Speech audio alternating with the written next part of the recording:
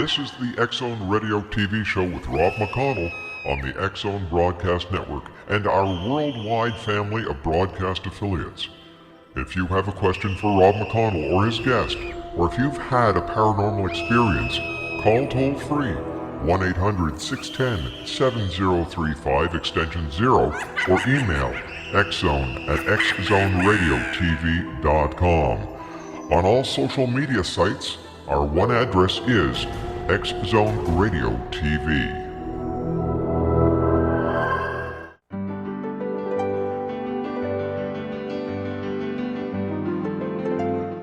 Named one of the world's greatest psychics, Elizabeth Joyce is now giving readings worldwide via Skype.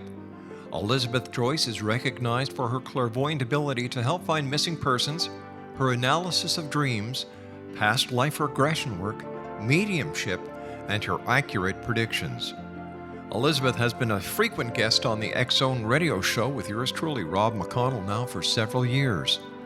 For an appointment with Elizabeth Joyce, call 201-934-8986 or Skype at elizabeth.joyce. And for more information, you can always visit Elizabeth Joyce online at www.new-visions.com.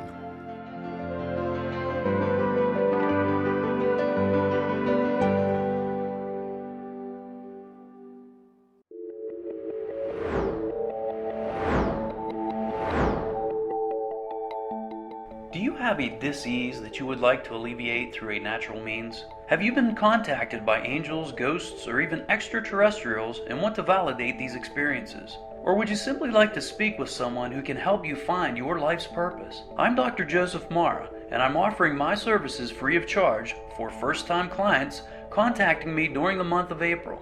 These free consultations include angel card readings, guided meditations, life coaching, and energy healing.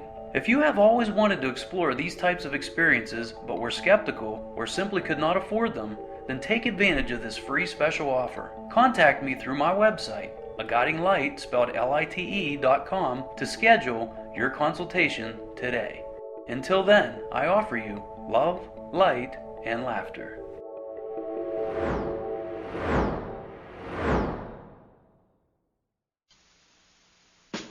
You're listening to the X-Zone Radio Show live and around the world on the Talkstar Radio Network. Visit us online at www.xzone-radio.com.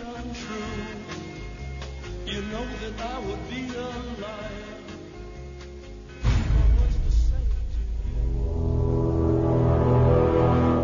The X-Zone radio and TV show is largely an opinion talk show. All opinions, comments, or statements of fact expressed by Rob McConnell's guests are strictly their own and are not to be construed as those of the X-Zone radio and TV show or in any manner endorsed by Rob McConnell, Relmar McConnell Media Company, Talkstar Radio Network, its affiliated stations, or employees.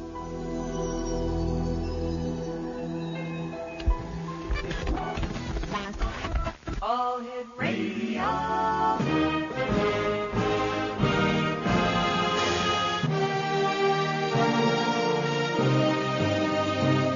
Welcome to the X-Zone, a place where fact is fiction and fiction is reality. Now, here's your host, Rob McConnell.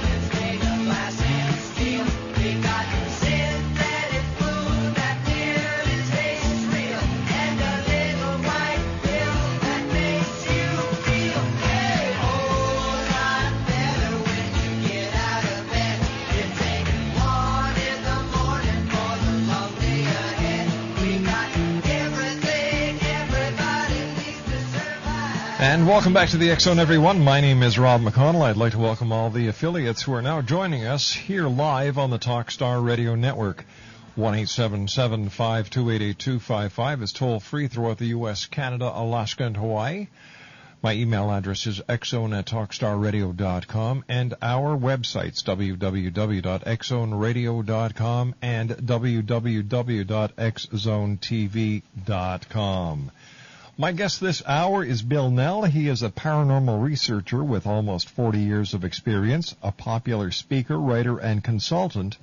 Bill has broken college program attendance records, writing hundreds of articles, and has been a consultant to major Hollywood films including Independence Day, Men in Black, Men in Black 2, The Fifth Element, and World of the Worlds.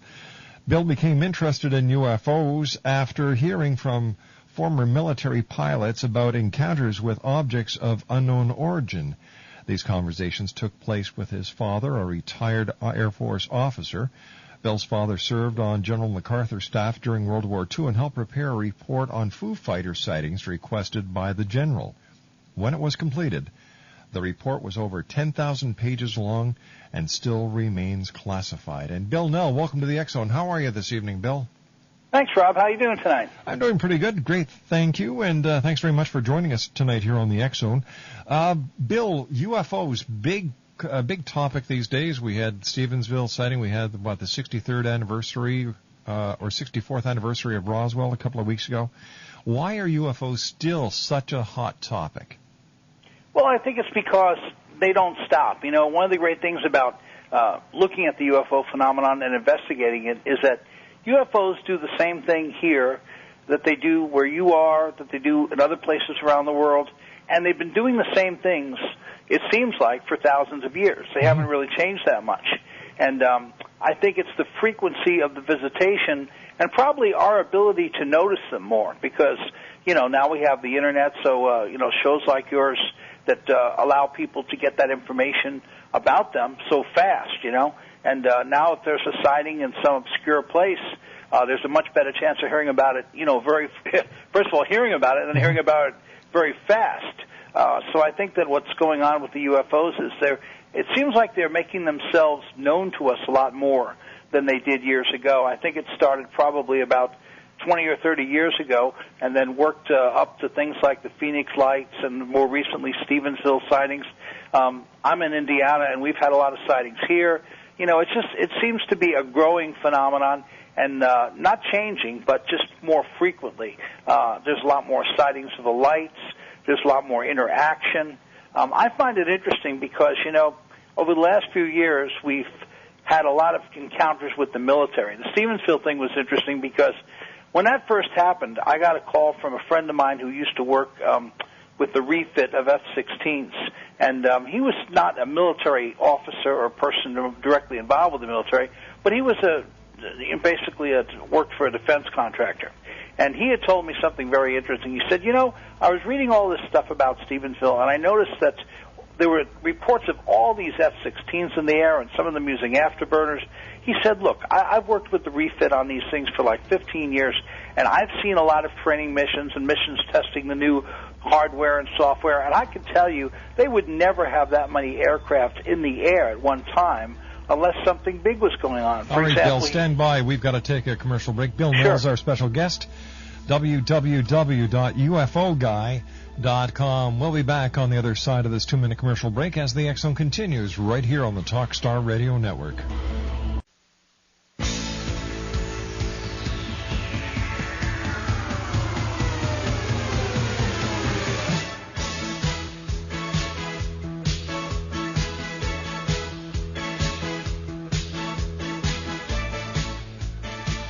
Welcome back, everyone. Bill Knell is our special guest, www.UFOguy.com.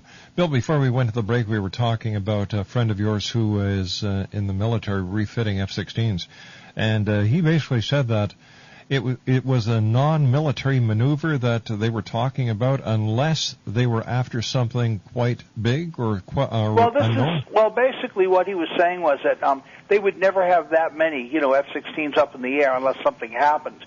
And he pointed out something that I hadn't even really noticed. He said, have you looked at the map where Erath County is? I said, no. He said, look at the Texas map, and he said, you will see that nearby is the Bush Ranch, the Western White House. That's right. And he said, that's restricted airspace, whether the president's there or not. And he said, if you follow some of the stories about where people said these objects were appearing, where they seem to be coming from, he said, I believe some of them may have, in fact, violated that airspace, and that may have been the reason for the scrambling of so many F-16s. And sure enough, I was really impressed recently when the radar findings proved that, in fact, at least one of those objects had undoubtedly violated the Bush airspace.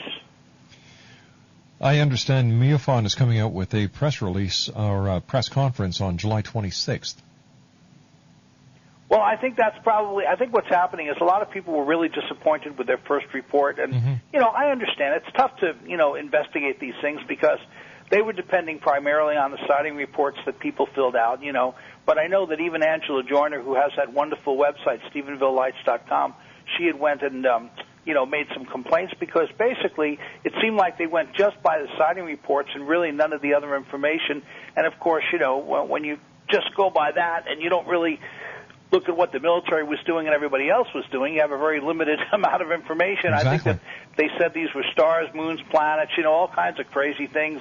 And, in reality, that didn't seem to, from my perspective, as a UFO investigator with 40 years of experience, it didn't look like that to me. It seemed like there were some credible sightings by trained observers, including a pilot who said that he saw these objects being chased by military aircraft.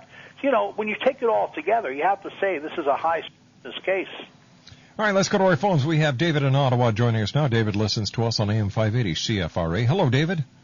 Yes, good evening, and good evening to your guests. You're going to have to speak louder, David, please. Okay, that's what I just was asking your producer if I can. Is it okay? Is the audio clear now? Everything's fine. What's your question, please, David? Okay, the question is that, UFOs has always been what it stands for. It's called an unidentified flying object. Mm-hmm. And what that means is usually in our neck of the woods, we have to fly planes, we have to do things, and they're unidentified for top security reasons. Now, we're not talking about things from Mars or Saturn. We're talking about things from Earth that have to do with national security that the rest of the world, frankly, is not going to know about.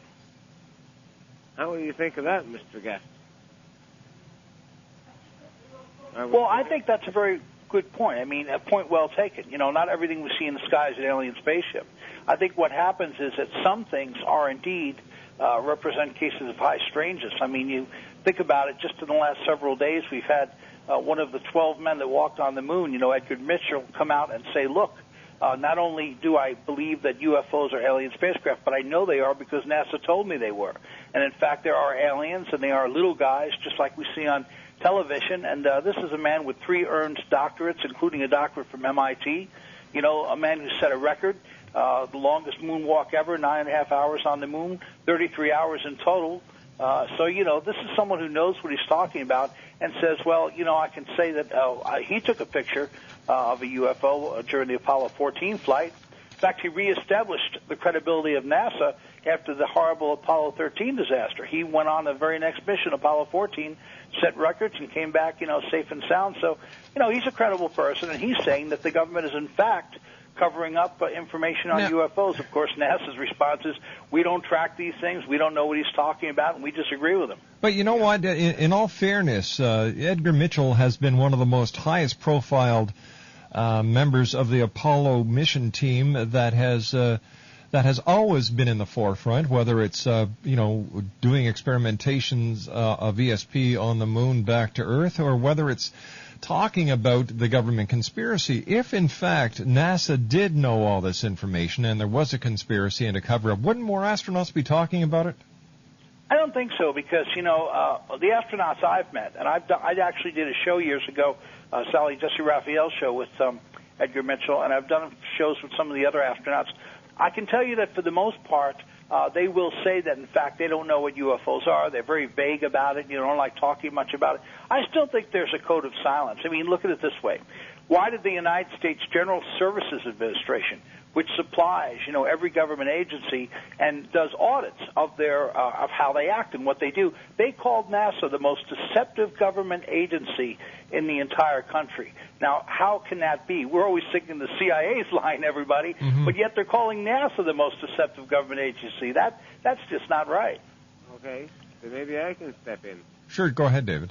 Okay, and say, then because I feel that is so not true, because so many, like, semi-generations, and semi-generations, what I mean by that is people who had their half-lives never to see that on TV. Like, we've always wanted to see the man go on the moon, when the man left off on the moon. And so many people died in between the interim, in the meantime. This is, how can we explain this? I'm sorry, David, I can't understand your point. It's like, how can we explain in the meantime is what's happening in the real time? In meantime, it's like, we missed. What did we miss?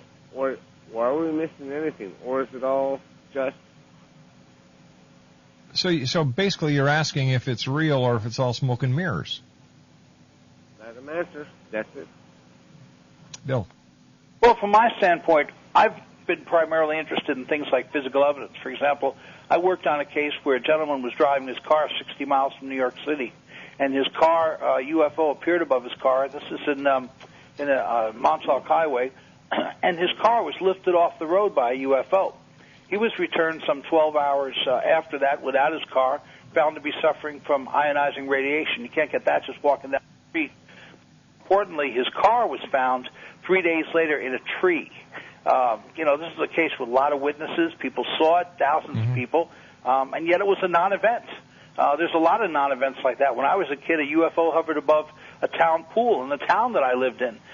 So much so that FBI agents came around asking people about it in the neighborhood, and yet that was a non-event that never even made the evening news. Changed the color of the water, caused the closing of the pool for 24 hours. All these things are events, and yet they're non-events because the government says, well, you know what, it never happened, or, well, some government project got loose from somewhere and did it. They always have an explanation for these things.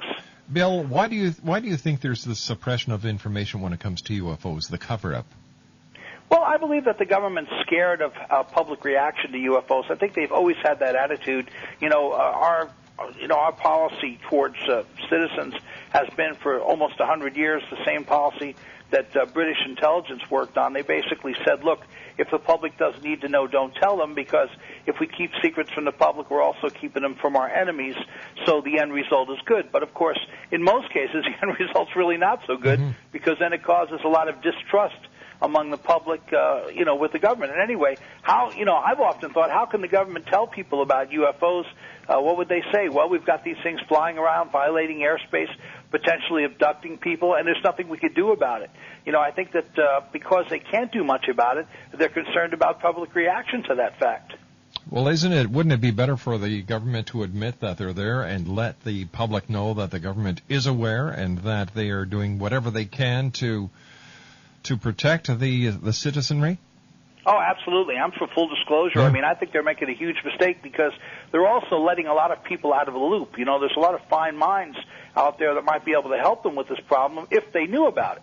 A lot of scientists and stuff that perhaps are just buying the party line that UFOs are nothing. They're not even there. And until, everyone has a shot at this, a shot at solving this problem, I think you're right. I think they're making a huge mistake by not telling people about it.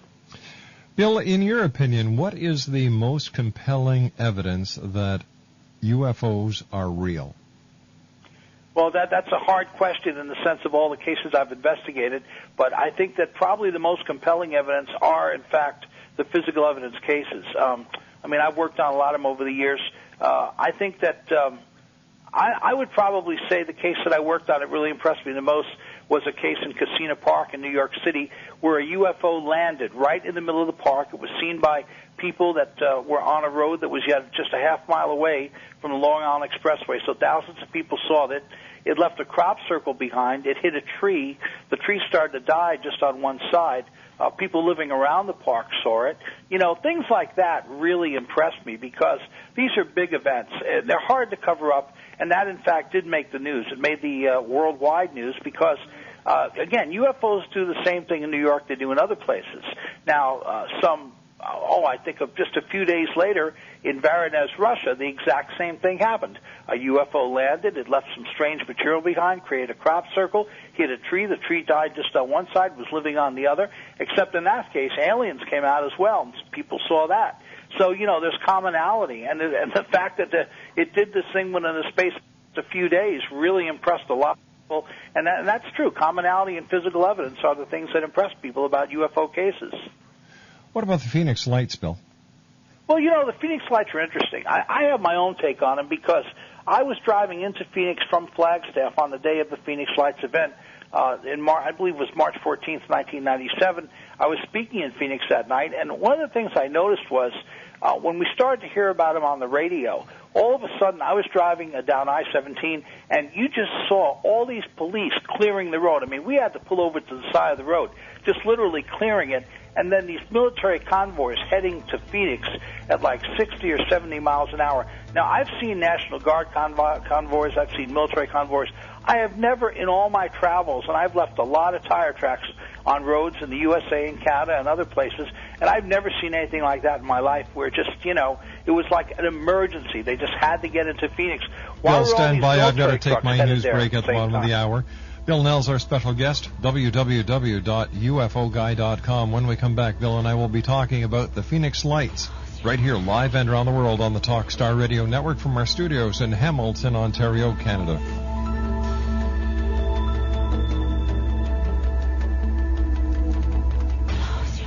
Your blood sugar level is a serious matter. Get some help from Enhancelin, the natural dietary supplement that promotes balanced blood sugar levels. Here's what people are saying about Enhancelin. Enhancelin does balance out my blood sugars, so I don't go through any highs or lows. It has given me a lot of energy. I just feel great. Take one capsule before meals. It's that easy. Enhancelin reduces the absorption of sugar through the intestines. It's the natural way to reduce the amount of sugar getting into your body. I think anybody who's going through diabetes too should really take the Enhancelin. It works. It actually works. With the Enhancelin, I can smile again. For help managing your blood sugar, call now to order Enhancelin. 1-800-480-5242. Satisfaction guaranteed or your money back. So call 1-800-480-5242. Call today and receive a free 30-day supply with your order. Call 1-800-480-5242. That's 1-800-480-5242. Amethyst works with your guides, angels, and spirit animals to assist you in catalyzing your inner healer, clearing your psychic and spiritual debris, integrating your lost soul parts, illuminating your journey, energizing your spirit, opening your psychic senses, exercising your multidimensional gifts, activating your purpose, empowering your soul, validating your experiences, navigating life's transitions, guiding your process, awakening your spiritual essence, balancing your energies, tapping into the creative flow, realizing your dreams, visioning your destiny, dreaming your world into being who you really are. Amethyst is an X-Zone iPod partner and can be visited online at www.answersfromyourangels.com or from your X-Zone iPod by touching the Angels widget on the main screen. Amethyst. www. I'm Rob McConnell, and welcome to the X-Zone, a place where fact is fiction and fiction is reality. Today on the X-Zone, are people really being abducted by aliens?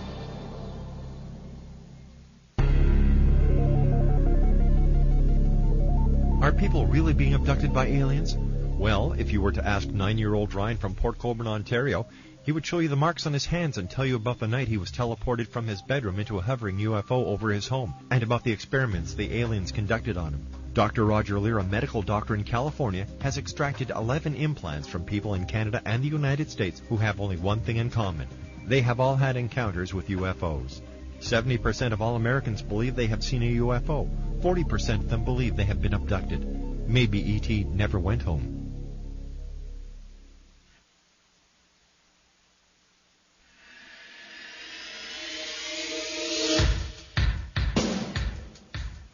My name is Michael Telstar, Canada's leading mentalist from Toronto, Ontario. Hi, my name is Linda, and you're listening to my dad, Rob McConnell, on the X-Zone. This is Psychic Dorothy from St. Catharines, and you're listening to Rob McConnell. Hello, my name is Holly Reeves, an astrologer from Astro For You, and you're listening to Canada's #1 paranormal radio show, The X-Zone, with Rob McConnell. Welcome to The X-Zone, a place where fact is fiction and fiction is reality. Now, here's your host, Rob McConnell.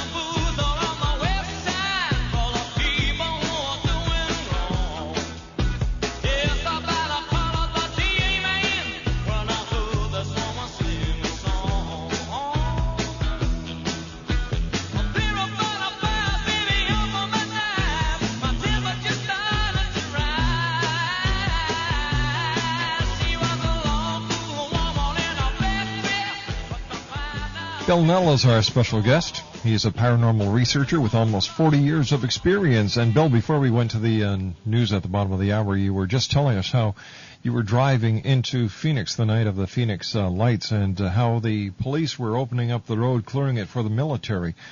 What did this mean to you, Bill? Well, it told me that something definitely strange was happening in town. Like I said, I've never seen that in all the time that I've been driving. 20 years doing 100 to 150 seminars a year in, most American states and just about all the provinces of Canada. I mean, I've never seen anything like it. And, of course, that evening I was speaking on UFOs in Phoenix. We were packed out, needless to say. And I got to tell you, people were upset, they were angry, and they were frightened because their government let them down. A lot of people said they saw a huge triangular-shaped object. In fact, I really heard very little about the actual lights or alleged military flares that everybody focuses on. A lot of people just saw this huge triangle and triangular lights, and, a lot of people called Luke Air Force Base, and they were told, well, we're not investigating that anymore, and they called the police, and the police said, well, we don't really know what to make about it, and, of course, then the next day, the governor, he talked about it, Governor Symington, and eventually made fun of it in a press conference, but yet 10 years down the line in 2007, he said, I made a mistake. I shouldn't have done that because I saw the object too, and it was a big triangle, was something different, and I was wrong about it. I now believe it was some sort of alien spacecraft. So, 10 years changes a lot of things, but, that was a golden opportunity for at least local officials to give UFOs a fair hearing and to tell people what was going on, and they didn't, and the result was panic. Brandy, can you check your MSN, please, your AOL? 1-877-528-8255 is toll-free throughout the U.S., Canada, Alaska, and Hawaii. Bill Knell is our special guest. Bill, even President Kennedy and Walter Cronkite had UFO sightings. Well, I can tell you this. I'll talk a little bit about Walter Cronkite. In 1971, I had started a UFO club in my high school, which, due to circumstances at that time, made the national news. Walter Cronkite was working on a national special for CBS News on UFOs, and myself and many others were invited to New York City to meet him in order to be considered for a part in the special. He was very interested in a young person's perspective, and I was just a high school teenager at that time. And when I met him, he was very interested in my dad because my dad had been a retired Air Force general, and he had worked on a report with General MacArthur involving Foo Fighters or UFOs seen during World War II. And after I got done telling him, all my stories that I had heard about it, he said, I've got a UFO story of my own. He said, did you know, when I was a reporter in the 1950s, I went out to a Pacific atoll, and I witnessed a missile test. And he said, basically, we were, on this little atoll, and the missile was about to take off. There were various military police walking around with dogs, and just as the thing was taking off and we're all standing next to this blockhouse watching it, he said there might have been 20 reporters there, including himself. A huge disc, a classic flying saucer, appeared right over the site and shot the missile with a blue beam. It also shot one of the guards and one of the guard dogs with the blue beam, so the guard stood completely still like he was frozen. The guard dog was caught in mid-jump, and ultimately the missile probably only made it about 50 feet above the ground by the time the blue beam hit it. Eventually, and this all happened in a matter of seconds, as he's telling it to me, that's what he said. Mm-hmm. He said that the blue beam let go of the missile, and then the missile suddenly exploded. Now, at that point, the military escorted all the reporters down into the blockhouse, left them in there for about 30 minutes until this Air Force colonel shows up. He brings them on out and says, look, guys, what happened was a test. It wasn't a real UFO. We just wanted to judge how the media would react if they saw a UFO have a military confrontation. And, of course, everybody started laughing because they knew darn well that we didn't have the technology to do what everyone witnessed, and they knew this was no test. It was very obvious during the event that the Air Force was completely out of control and that the UFO, in fact, was completely in control. And, thinking back on him telling me the story now, it's funny how in the last few weeks we've had people like Bob Hastings and others who've really studied this matter of the military and UFOs talk about how that they've tried to change, aliens have tried to change the missile codes, they've tried to have some sort of interaction with the American military, and even today a watchdog group claims that missile codes in certain Air Force bases in the United States have recently been compromised with no explanation for that. Gee, I wonder why that happened. What about President Kennedy's sighting? Well, I heard this story from Dr. Michael Wolff, who was a friend of mine for several years before he died. Mm-hmm. And Dr. Wolff was a government scientist. He had worked with the government on UFOs and UFO technology. But he was also someone who married Sarah, who was one of the Kennedys. And his wife, Sarah, was a Kennedy, so they would spend time at the Kennedy compound in Hyannisport during, summer holidays.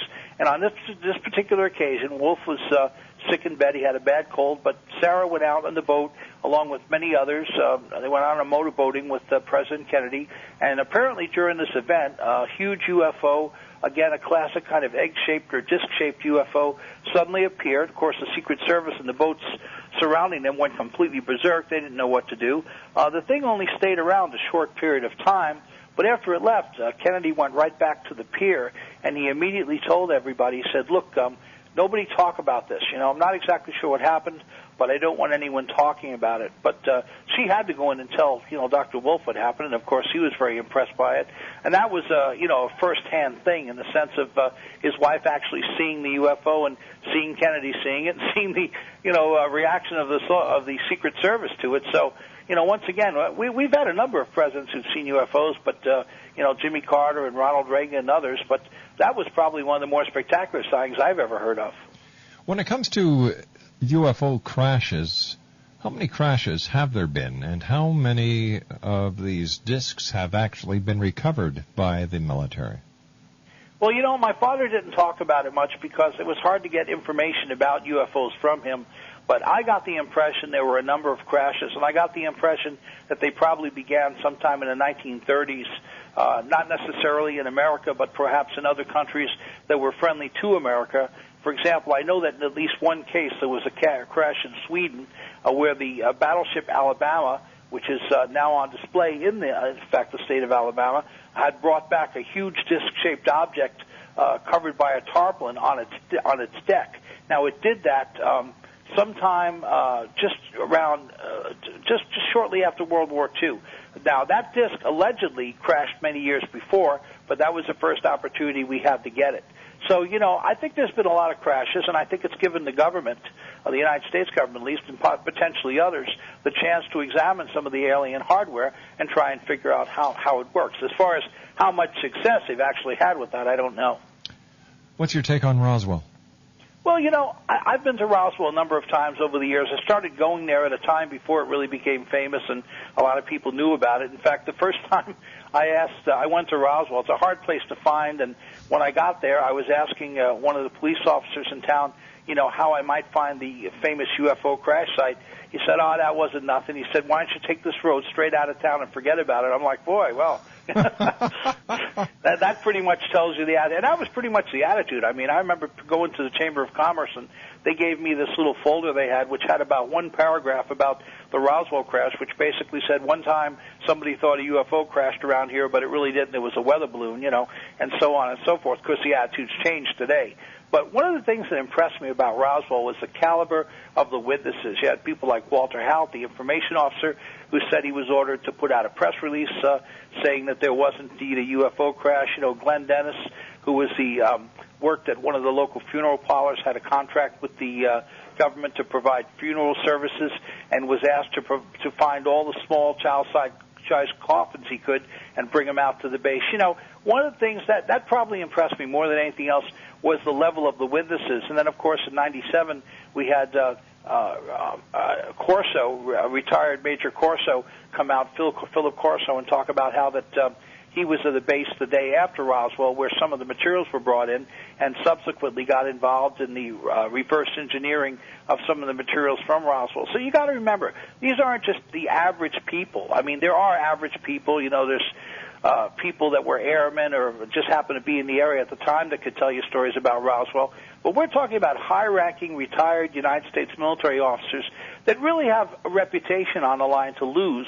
And they're saying that, there was a crash of an alien spaceship, and aliens were recovered from the crash. These were not children. These were not some kind of experimental aircraft. They were not weather balloons or radar-absorbing things.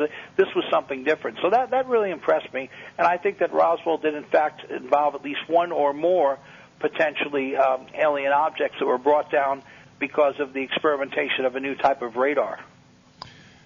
Now, Howard Hughes was present at a UFO crash site, wasn't he, in the summer of '47? This is a really interesting story. I actually heard this from the daughter of a person who worked with Howard Hughes on the famous Spruce Goose, the huge wooden-framed aircraft, which eventually became the prototype for the C-130.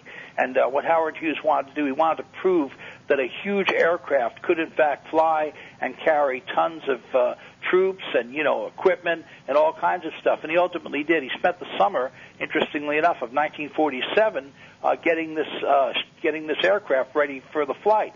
And during the process of doing that, one of the people that worked on it with him was this retired teacher's father. And she told me this story only recently. I know she is who she is because she provided me with quite a bit of information, photos of her dad with Howard Hughes, and that was obvious he'd worked on the Spruce Goose. But he said that Hughes came back from Washington. You might remember that at that time the Senate called him on the carpet.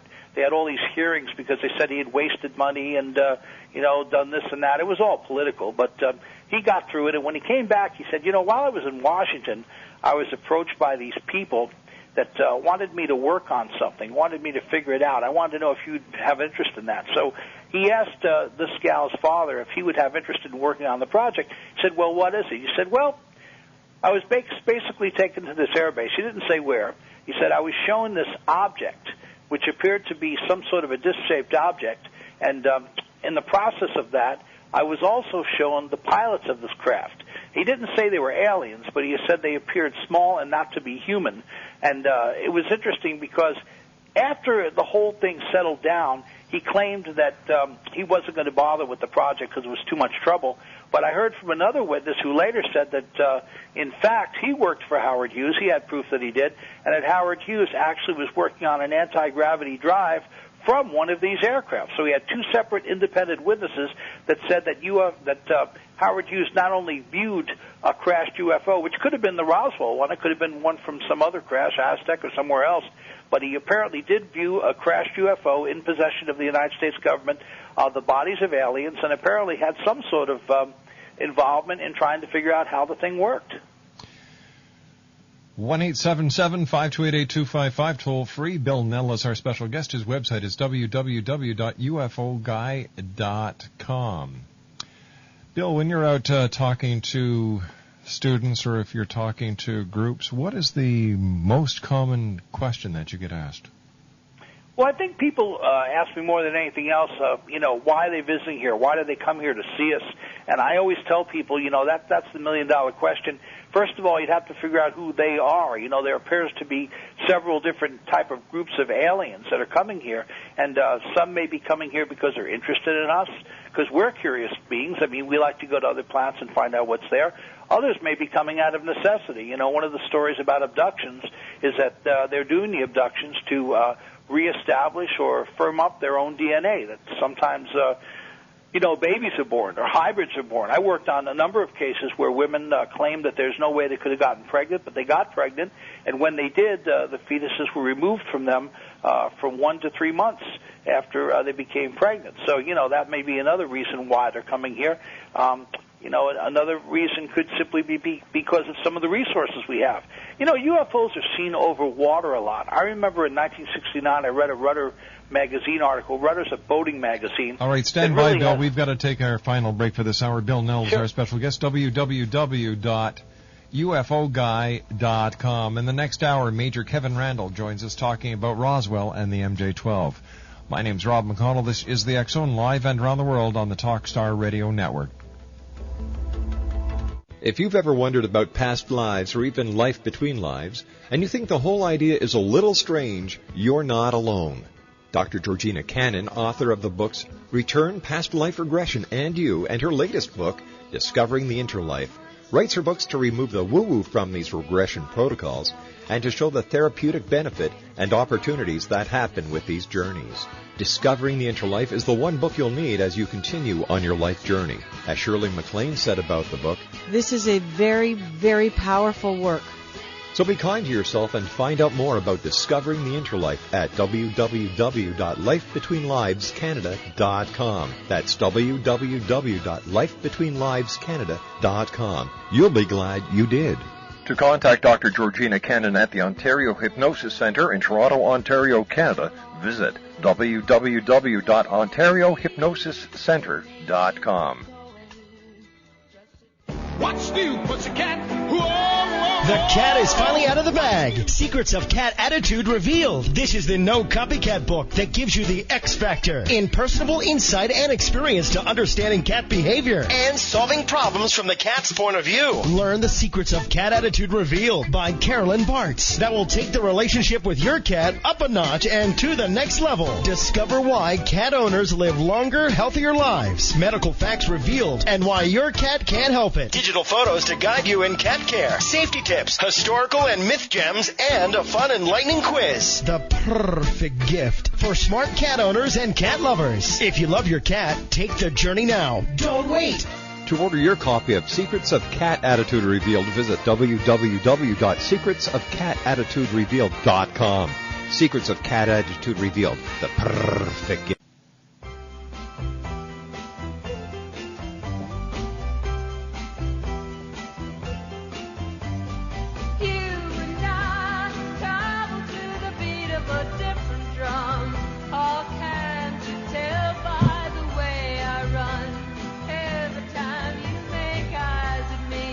Bill Knell's our special guest, www.ufoguy.com. Let's go to our phones. Sharon, welcome to the X-Zone.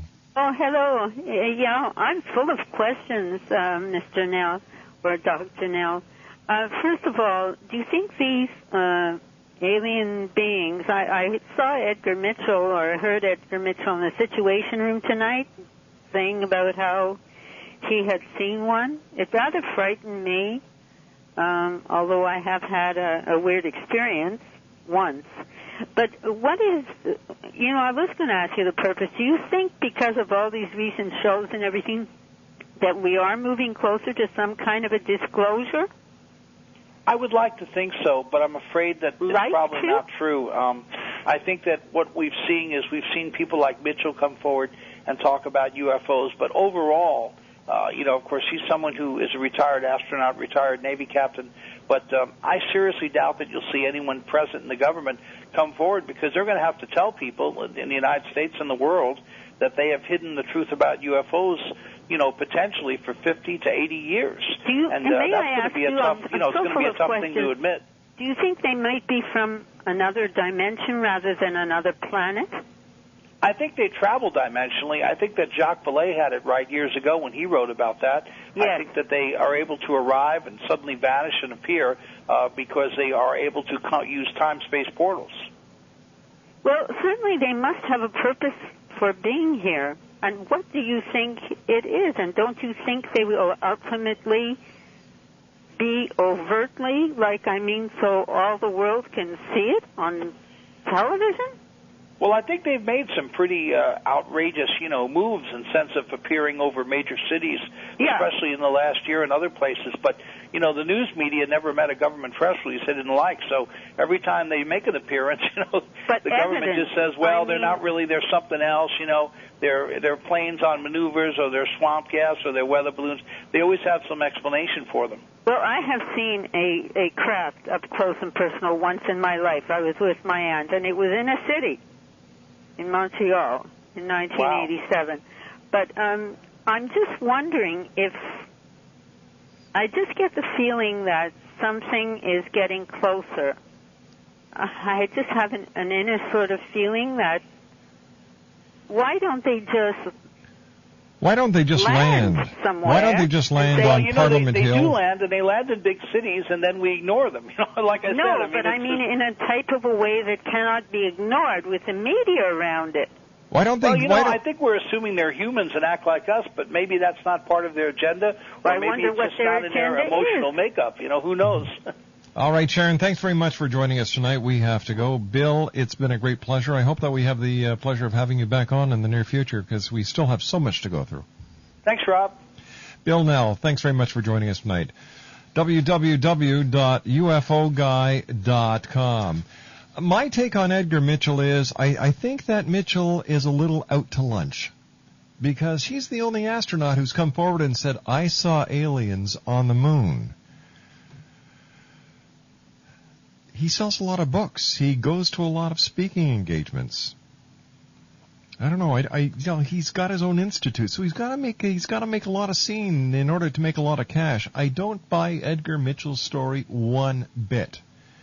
Neil Armstrong came out and said that. I'm telling you, I'd have second thoughts. But Edgar Mitchell, sorry, don't buy it.